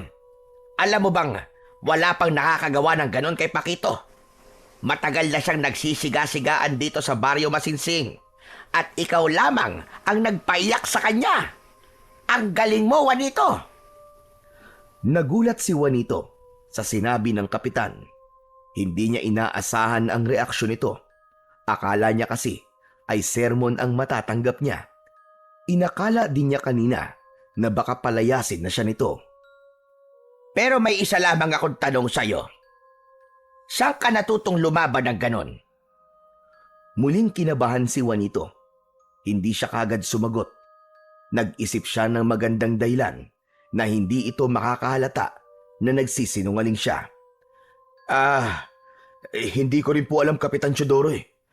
Ang totoo po, kahit po ako'y nagulat din kung paano ko po nagawa. Baka dala lang po yun ang bugso ng damdamin ko. Talagang nagalit ako nang nakita kong susuntokin ni Paquito si Apong Julio eh. Biruin niyo'y katanda-tanda ng tao, papatulan niya. Hindi. Ibang-ibang galaw mo, Juanito. Hindi ka lang basta sumusuntok at umiiwas. May diskarte ka. Parang biyasa ka talaga sa laban at dumaan sa matinding pagsasanay. Talaga ba, Kapitan? Hindi ko po alam na maganda pala ang galaw ko kapag nakikipaglaban. Naku, Kapitan. Pasensya na, sandali lang ho. May kailangan pa po akong gawin eh.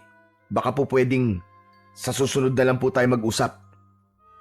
Hindi na hinintay ni Juanito ang sagot ni Kapitan Teodoro at mabilis siyang tumalikod at naglakad palayo.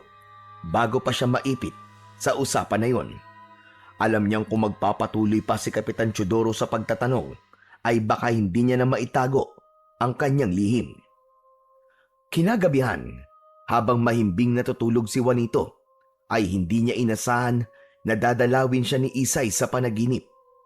Sa panaginip niya, ay naroon siya sa kwarto ni Isay. Nakaupo ito sa gilid ng higaan nito at nakatalikod sa gawi niya. Tinawag ni Juanito si Isay. Nagulat naman si Juanito nang biglang umiyak si Isay. Ninong! Bakit mo ako pinatay? Bakit mo ako pinatay? Tumayo si Isay at humarap sa kanya. Napaatras naman si Juanito nang makita na puno ng sariwang sugat ang buong muka at katawan ng bata. Umiiyak ito pero dugo ang lumalabas sa mga mata nito imbis na luha. Isay, hindi kita pinatay. Nagkakamali ka. Hindi mo ako maluloko, Ninong. Alam kong ikaw ang dahilan ng pagkamatay ko. Hindi, Isay. Hindi ako. Hindi ko ginusto ang nangyari. Kung hindi dahil sa'yo, buhay pa sana ako ngayon. Nangilid ang luha ni Juanito. Lalapitan niya sana si Isay, ngunit unti-unting lumabo ang imahe nito hanggang sa tuluyan itong nawala sa kanyang paningin. Sa parting yun ng panaginip ni Juanito ay nagising na siya. Habol niya ang paghinga at tagaktak ng pawis ang kanyang noo. Hindi niya napigilan ang pagpatak ng kanyang mga luha. Sa utak niya ay paulit-ulit siyang humihingi ng tawad kay Isay kahit hindi siya sigurado kung siya nga ba talaga ang dahilan ng pagkamatay nito. Kinaumagahan ay naghain si Kapitan Teodoro ng sinangag, pritong itlog at tosino. Masarap ang pagkain nila, ngunit hindi magawang makakain ni Juanito. Nakatulala siya sa kawalan dahil hanggang sa oras na yon ay tumatakbo pa rin sa isip niya ang panaginip niya kagabi tungkol kay Isay. Napansin naman yun ni Kapitan Teodoro na nakatulala si Juanito. Tumikhim ito at napapitlag siya at agad na inayos ang sarili. Kinuha niya ang kutsara at sinubukang kumain. Ang lalim naman yata ng iniisip mo ngayon, Juanito. May problema ka ba? Wala naman po, Kapitan. Iniisip ko lang po yung nangyari kahapon. Hanggang ngayon na iniisip mo pa rin yun. Pambihira. Huwag mo nang isipin yon. Iniisip mo ba na baka balikan ka nila Pakito? Aba, sa lakas ng iyak ni Pakito kahapon, sigurado kung takot na ang lokong yun sa'yo. Pilit nang ngumiti si Juanito. Nagkunwari na lang siyang may ganang kumain kahit halos hindi niya malunok ang pagkain. Umakto siyang normal dahil ayaw niyang magtanong pa si Kapitan Teodoro. Sa sandaling yon ay napagtanto ni Juanito na kahit malayo na siya sa kanilang baryo ay hindi niya matatakasan ang kanyang sariling konsensya. Matapos ang almusal ay nagpaalam na si Kapitan Teodoro kay Juanito dahil kailangan na nitong magtungo sa barangay hall. Nang mag-isa na lang si Juanito sa bahay ay naghanap siya ng mapagkakaabalahan para mawala sa isip niya ang tungkol sa inaanak niyang si Isay. Nag-igib siya ng tubig, nagwalis sa harapan ng bahay at nagdilig ng mga halaman. Habang abala siya sa pagdidilig, ay napansin niyang may ilang tao na nagtatakbuhan sa iisang direksyon. Bakit kaya tumatakbo ang mga to? Ano kaya nangyayari? Nagkaroon si Juanito ng kagustuhan na malaman ang nangyayari, kaya sinundan niya ang mga tao hanggang sa makarating siya sa isang kubo kung saan may mga taong nagkukumpulan sa labas. Nakisiksik siya sa mga tao at sumilip sa bintana ng kubo. Doon niya nakita ang isang batang lalaki na nakahiga sa banig. Nangingisay ito habang nakatirik ang mga mata. Sa tabi ng bata ay naroon si Apong Julio na hawak ang isang kamay ng bata habang may binibigkas na orasyon. Naroon din si Kapitan Teodoro. Hindi napigilan ni Juanito ang sarili na tawagin ang kapitan. Kapitan! Aba, Juanito, bakit nandito ka? Ano pong nangyayari sa bata? May kumukulam sa kanya. Hindi pa matukoy ni Apong Julio kung sino, pero malakas ang kapangyarihan ng kumukulam. Natigilan si Juanito at bumalik sa kanyang isip ang imahe ni Isay nung nakita niya itong nakikipaglaban sa kulam. Alam niya na may magagawa siya sa nangyayari sa batang lalaki na ginagamot ni Apong Julio. Ngunit natakot siya na mangyari rito ang nangyari noon kay Isay. Muling napatingin si Juanito sa bata. Labis ang awang bumalot sa kanya sa kalagayan nito. Natakot siya na kung wala siyang gagawin ay baka masawirin ito. Hanggang sa isang desisyon ang nabuo sa puso ni Juanito. Mabilis siyang umalis sa labas ng kubo at tumakbo siya pabalik sa bahay ni Kapitan Teodoro. Mabilis niyang binuksan ang kanyang bag at hinagilap niya ang isang bagay na matagal niya nang hindi nagagamit.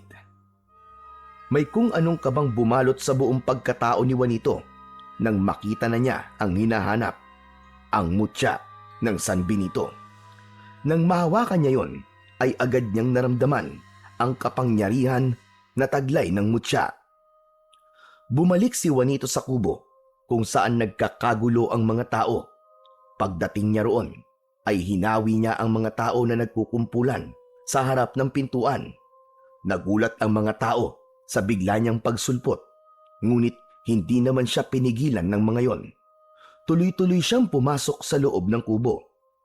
Sa loob, nakita niya si Apong Julio na pawis at patuloy sa pagbigkas ng mga orasyon. Nasa tabi nito si Kapitan Teodoro na halatang balisa habang pinagmamasdan ang batang lalaki na nangingisay pa rin sa banig. Pagpasok ni Juanito ay agad siyang sinalubong ng matalim na tingin ni Kapitan Teodoro. Anong ginagawa mo rito, Juanito? Aba, nakakasikip ka lang dito. Lumabas ka na lang at hayaan mong si Apong Julio ang gumawa ng paraan. Kapitan Teodoro, gusto ko pong tumulong. Magtiwala lang po kayo sa akin. Nagdali lang, anong tulong ang magagawa mo?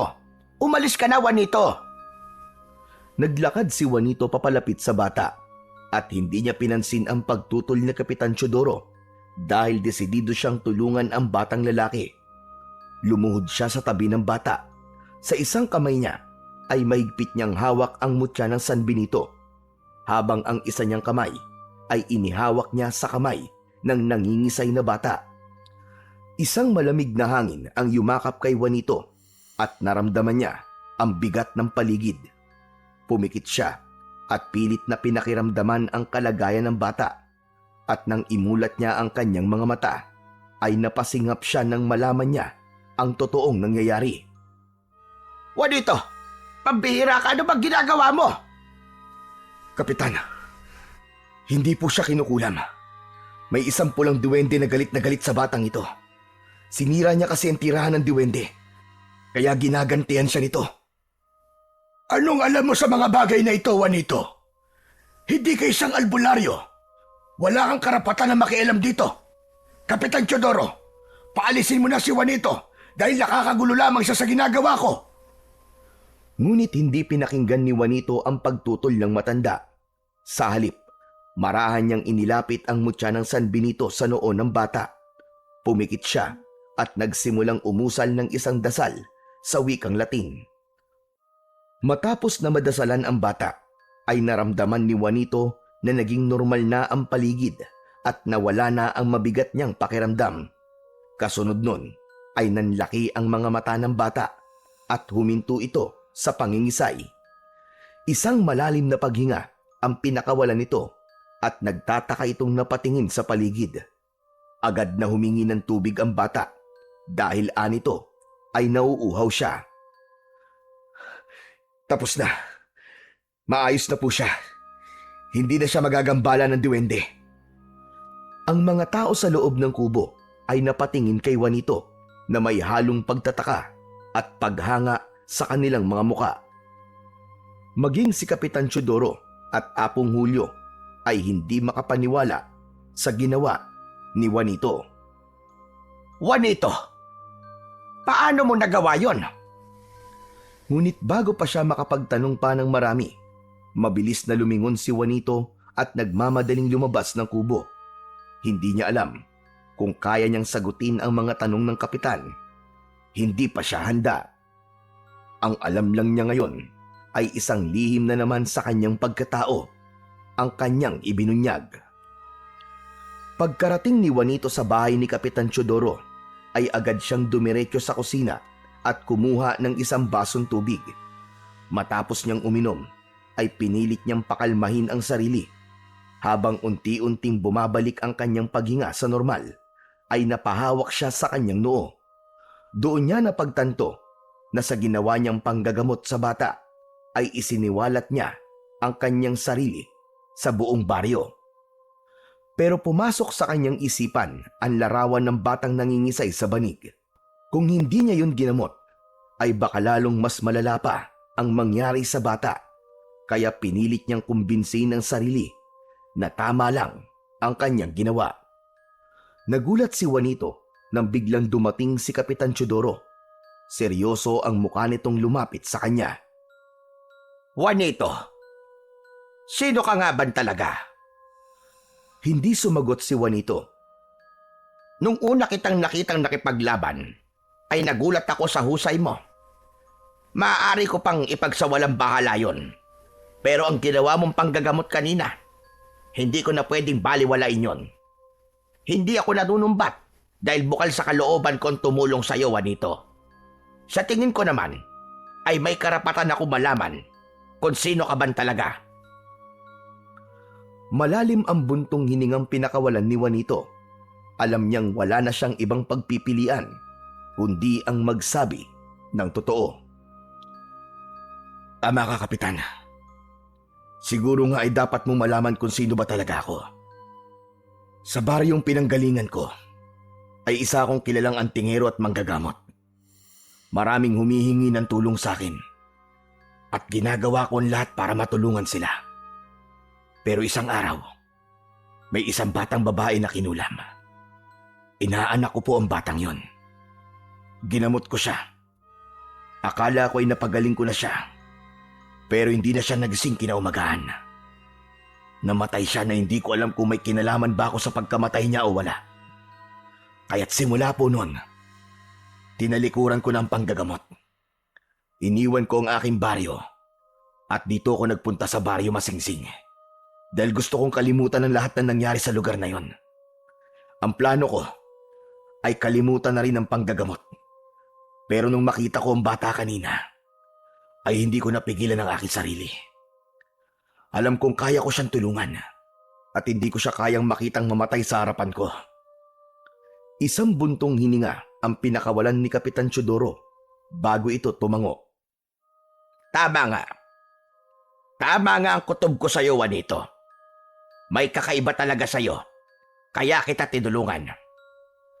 Kapitan, wala na sanang ibang makakaalam nito. Huwag niyo sanang sabihin kanino man kung sino akong talaga at kung ano ang kaya kong gawin. Huwag ka mag-alala. Makakaasa ka, Juanito, na hindi ko sasabihin sa iba mga sinabi mo sa akin. Salamat at nagtiwala ka sa akin na sabihin ang katotohanan. Pero maghanda ka rin. Maraming nakakita sa ginawa mo kanina. Sigurado ko na ito na ang umpisa ng pagbabago ng buhay mo rito sa baryo Masingsing. Kinabahan at natigilan si Juanito. Hindi na niya kailangan pang itanong kay Kapitan Teodoro kung ano ang ibig nitong sabihin dahil agad niyang nakuha kung ano ang nais nitong tukuyin. Sa mga sumunod na araw ay napatunayan ni Juanito na hindi nga nagkamali si Kapitan Teodoro sa sinabi nito. Dumagsa ang mga tao sa bahay ng kapitan at lahat ay nais magpagamot kay Juanito. Nung una ay ayaw harapin ni Juanito ang mga tao. Nakakulong lang siya sa kwarto, ngunit hindi na nakatiis si Kapitan Teodoro at kinausap na siya nito. Juanito, wala ka nang magagawa. Hindi mo na maitatanggi kung sino kan talaga. Narito ang mga taong nangangailangan ng tulong mo. Ramdam ko na hindi sila aalis dito hanggat hindi mo sila ginagamot lahat. Hindi sumagot si Juanito. Nanatili siyang nakasiksik sa isang sulok. Ginamit mo ang kakayahan mo para iligtas ang isang bata. Huwag mong ipagkait ang biyayang ibinigay sa iyo ng Diyos, Juanito. May dahilan kung bakit sa iyo yan ibinigay. Naramdaman ni Juanito ang bigat ng mga salita ni Kapitan Teodoro.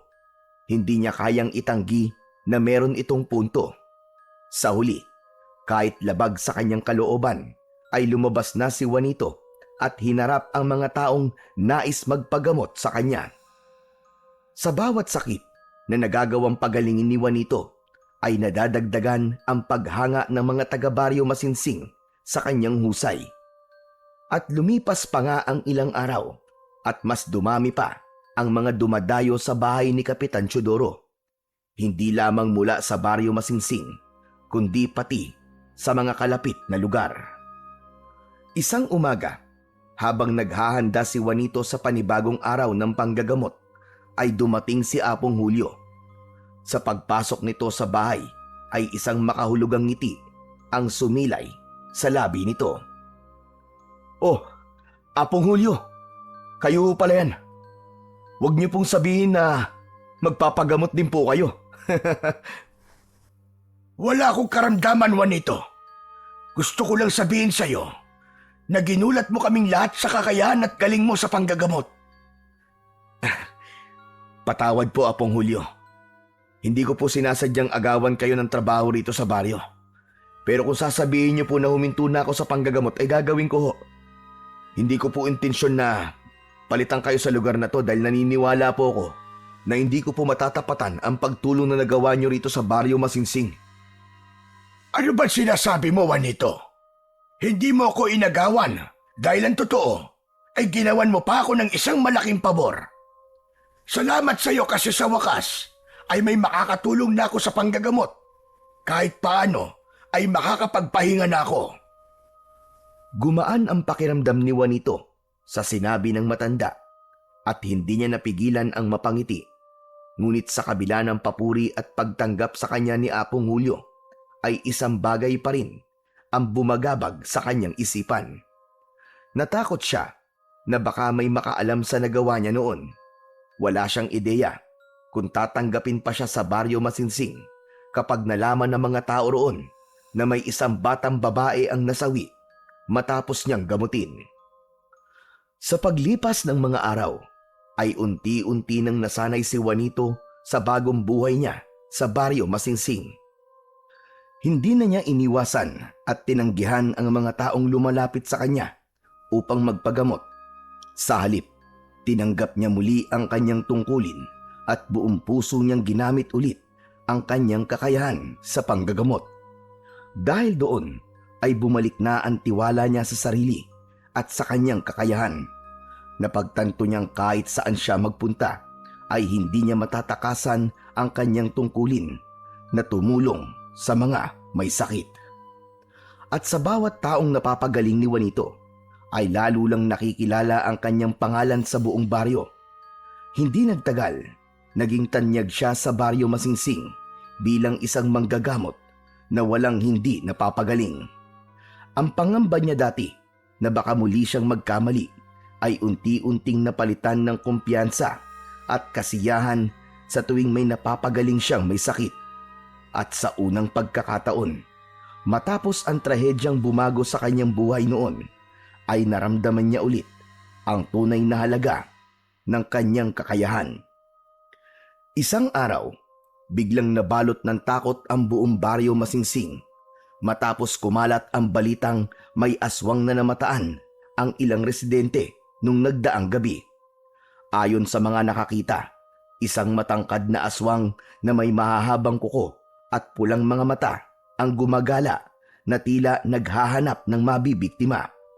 Ang takot ay mabilis na lumaganap at halos lahat ng tao ay nagkulong na lamang sa kanilang mga bahay bago pa man lumubog ang araw.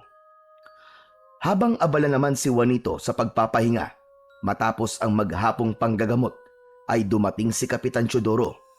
Napansin ni Juanito ang pagkabahala sa mukha ni Kapitan Teodoro. Kahit hindi siya nagtanong, ay nagsalita na ang kapitan. May masamang balita, Juanito. May nakita raw na aswang kagabi sa may kakahuyan. Hindi natin maaaring ipagsawalang bahala ito. Kaya napagdesisyonan ko na magronda kami ng mga tanod gabi-gabi para tiyakin ang kaligtasan ng mga taga-baryo. Kahit wala pang nabibiktima ang aswang na yon, ay kailangan kumilos na kagad kami. Kapitan Teodoro, gusto niyo po bang tumulong po ako sa pagroronda? Sigurado ka ba, Juanito? Mas mainam kung manatili ka na lamang rito sa bahay at ipagpatuloy ang panggagamot. Baka mas kailanganin ka sa amin kung sakaling meron sa amin na masaktan. Ang totoo po niyan, Kapitan Teodoro, bago po ako nagsimula sa panggagamot ko, ay sanay na po ako lumaban sa mga aswang. Hindi lang po sa panggagamot ko ginagamit ang mutya ng San Benito, kundi proteksyon ko rin po ito laban sa mga aswang. Saglit na natahimik si Kapitan Teodoro. Tinignan nito si Juanito na waring iniisip kung totoo ang kanyang sinasabi. Sa huli ay tumango si Kapitan Teodoro at bahagyang napangiti. Kung ganon, malaking tulong ka sa amin, Juanito. Sige, payag na akong tumulong ka sa pagroronda. Isang ngiti lang ang isinagot ni Juanito. Masaya siya na hindi lang sa pagpapagaling ng mga may sakit siya makakatulong, kundi sa pagtugis na rin sa aswang na gumagala sa baryo Masingsing. Kinagabihan ay nagsimula na ang pagroronda ni Juanito at Kapitan Teodoro kasama ang mga tanod. Lahat sila ay may dalang sandata gaya ng sibat, itak at pamalong yari sa matitibay na kahoy. Si Juanito naman ay may hawak na itak. Habang naglalakad sila sa gitna ng kadiliman patungo sa kagubatan, ay isang malakas na sigaw mula sa isang babae ang pumunit sa katahimikan. Nagkatinginan sina Juanito at Kapitan Teodoro at agad silang kumilos. Mabilis nilang tinungo ang pinagmumulan ng sigaw hanggang sa isang babaeng tumatakbo at takot na takot ang kanilang nakasalubong. Sa likuran ng babae ay doon nila nakita ang isang aswang na nakasunod sa babae. Matangkad ang aswang, payat na parang tuyot na tuyot ang katawan. Mahahaba ang mga kuko at ang mga mata nitong namumula ay tila kumikislap sa dilim. Walang pag-aalinlangan na humarang si Juanito sa harapan ng aswang. Itinaas niya ang kanyang itak upang ipakita sa aswang na hindi siya natatakot dito. Napahinto ang aswang at sa galit nito, umangil ito ng malakas habang matiim na nakatingin kay Juanito. Sa halip na umatake ang aswang ay bigla itong umatras. Tila natakot yon sa dami ni Juanito. Mabilis na tumakbo ang aswang kaya agad na nag-utos si Kapitan Teodoro na habulin ang aswang. Mabilis nilang sinundan ang tumatakas na aswang pero masyado yung mabilis kaya mabilis din yung nawala sa paningin nila at hindi na nila alam kung saan yon nagsuot. Huminto sina Juanito at Kapitan Teodoro na kapwa hinihingal dahil sa pagtakbo. Pinakiramdaman nila ang paligid ngunit wala na ang presensya ng aswang. Ang bihira. Kung ganun pala, totoo mga kwento na may aswang na nga dito sa baryo Masingsing. Dati na po ba may aswang dito, Kapitan? Wala. Wala, Juanito. Ngayon lang nagkaroon ng aswang sa lugar na ito. Kaya nga nagtataka kami kung bakit biglang may pag-atake ng aswang na nangyayari. Natahimik si Juanito at naramdaman niya ang malamig na hangin na yumakap sa kanya. Hindi niya mawari pero tila meron siyang koneksyon sa aswang na yon. Kanina, nang nakita niya ang aswang, ay parang pamilyar yon sa kanya pero hindi lang niya maalala kung saan niya ito nakita. Sa mga sumunod na gabi ay patuloy pa rin ang pagroronda ni Juanito at Kapitan Teodoro kasama ang mga tanod ng baryo Masingsing. Hindi sila pumalya sa pag-iikot upang makasiguro na ligtas ang mga tao roon. Ngunit sa kabila ng kanilang pagbabantay ay hindi na muling nagpakita ang aswang.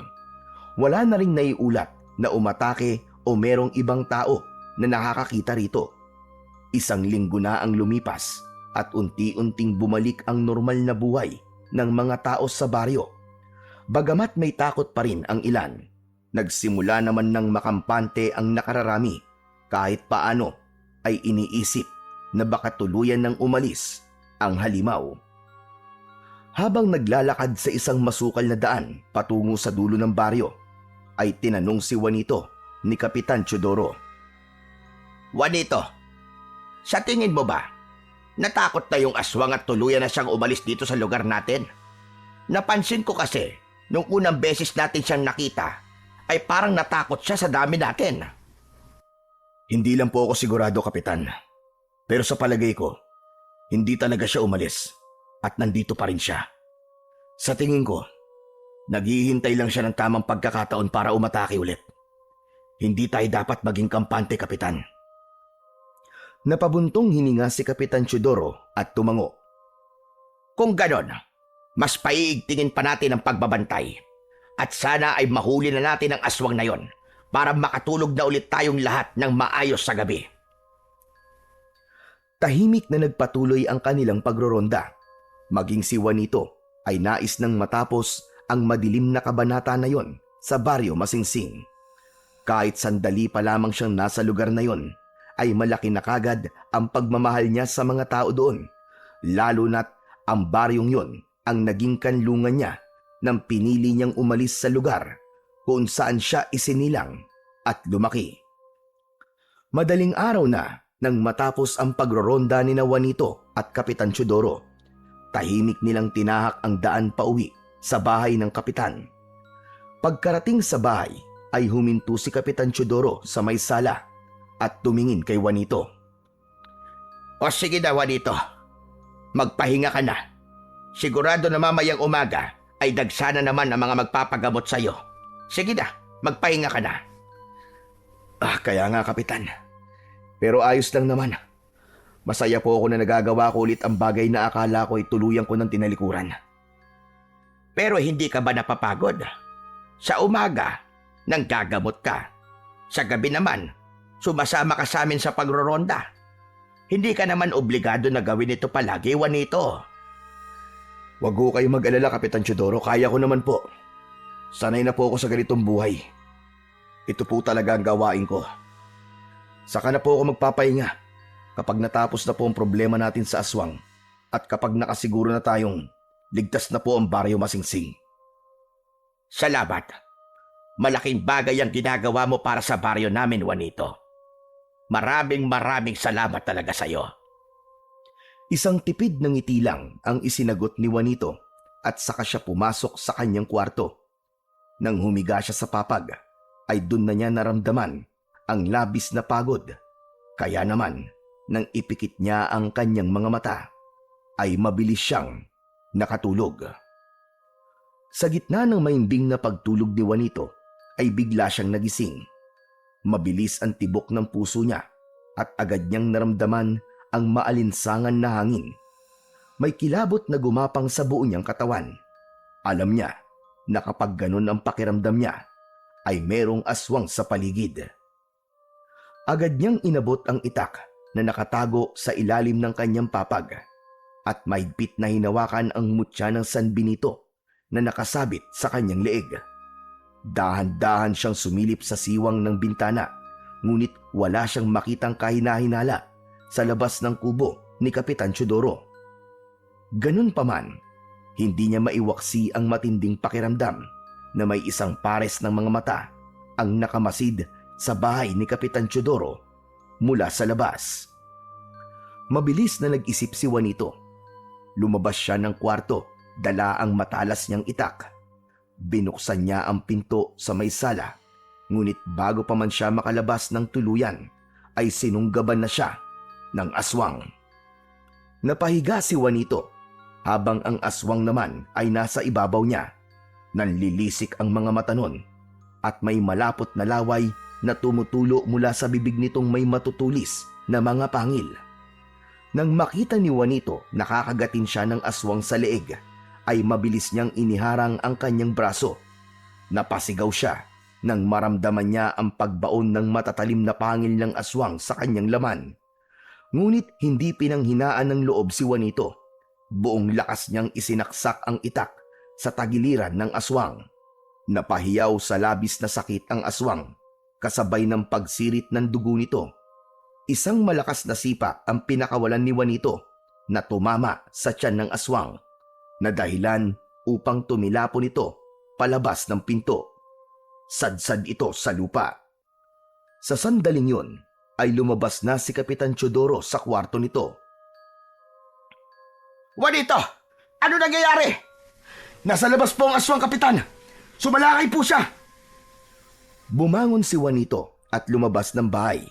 Mabilis niyang iginala ang tingin sa paligid, ngunit hindi niya nakita ang aswang. Ganun pa man, ramdam na ramdam pa rin niya ang presensya nito sa paligid, kaya alam niyang nasa paligid lang niya ang kalaban. Lumabas si Kapitan Teodoro na may hawak ding itak. Nasaan ang aswang? Nasaan? Magpakita kang aswang ka! Kapitan, mag-ingat kayo. Nagtatago lang siya. Alam ko nasa paligid pa rin siya ngayon. Nagtalikuran sina Juanito at Kapitan Teodoro nang sa gayon ay maprotektahan nila ang isa't isa laban sa aswang, habang inaalam kung saan nakatago ang nilalang na yon. Marahan silang umikot habang mahigpit na hawak ang kani-kanilang sandata. Ngunit nagulat si Juanito nang marinig niyang sumigaw si Kapitan Teodoro sa likuran niya.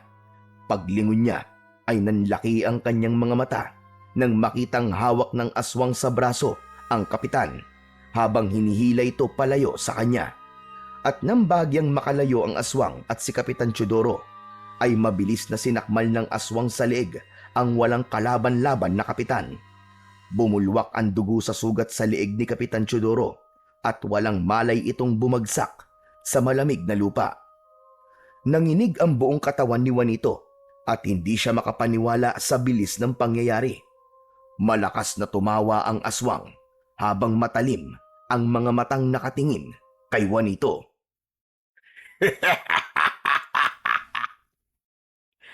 Hindi ko inaasahan na dito pa tayo muling magkikita, Juanito. Diablong buwang ka! Paano mo nalaman ang pangalan ko? Matagal na kitang kilala, Juanito. Ikaw ang manggagamot na gumamot sa batang babae na anak ni Amado. Tutal, alam ko naman na mamamatay ka na ngayong gabi. Kaya aaminin ko na sa'yo na ako ang kumulam sa kanya. Ako ang dahilan kung bakit namatay ang batang yon. Alam kong ginamit mo mutya ng San Benito para saktan ako gamit ang katawan ng anak ni Amado. Kaya nang makita ko na ginamit mo mutyang yun sa baryo na to, ay nalaman ko na ikaw ang sumubok na kontray ng pagkulam ko sa batang yon. Hayop ka! Diablong buwang ka talaga! Pero ang sabi mo nun ay ititigil mo ng pagkulam mo kay Isay. Wala kang isang salita! Sa tingin mo ba, ganun ako kadaling susuko? Nilinlang lang kita, Juanito. Wala kang kaalam-alam na hindi ko binitiwan ang batang yon. At ang nakakalungkot lang, walang nagawa ang medalyong binigay mo sa kanya para protektahan siya. Kung sinubukan mo sirain ang sumpa gamit ang katawan ng anak ni Amado, kasalanan itong lahat ni Amado. Gusto ko siyang parusahan. Gusto kong magiganti sa kanya. Kung hindi niya kami pinalaya sa lupa niya, hindi kami sasakay ng bangka ng pamilya ko at hindi mamamatay ang buong pamilya ko sa paglubog ng bangkang iyon. Walang kasalanan si Amado sa pagkabatay ng pamilya mo. Anong wala? Kasalanan ni Amadong lahat yun. At ikaw, Juanito, kailangan mo na rin mawala sa baryo na ito dahil inagaw mo ang atensyon ng mga tao sa akin. Masyado kang pasikat. Anong ibig mong sabihin?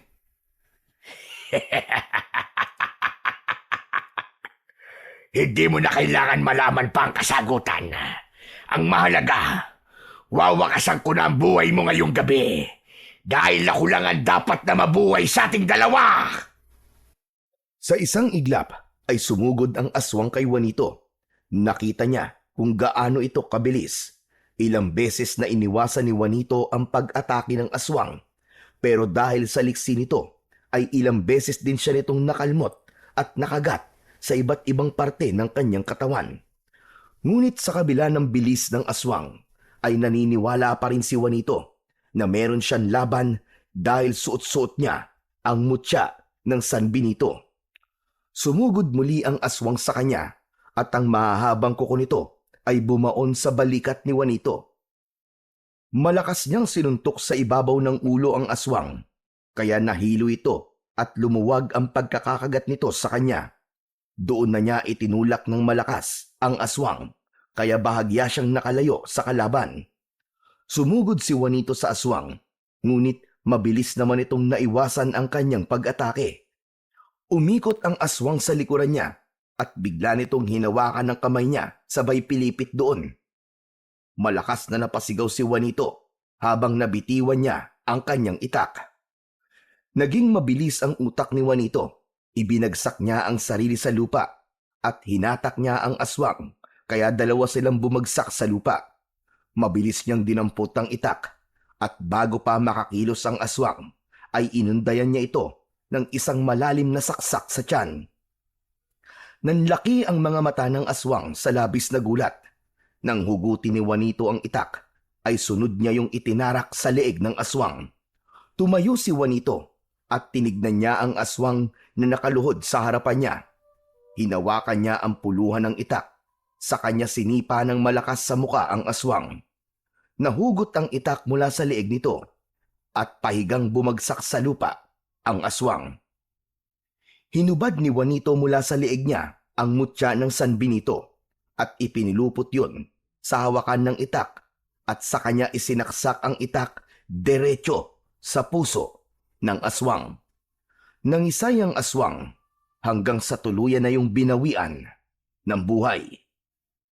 Matapos mamatay ng aswang, ay unti-unting bumalik ang dati nitong anyo sa pagiging tao. Nanlamig ng gusto si Juanito nang makita niya na si Apong Julio, ang aswang na napatay niya.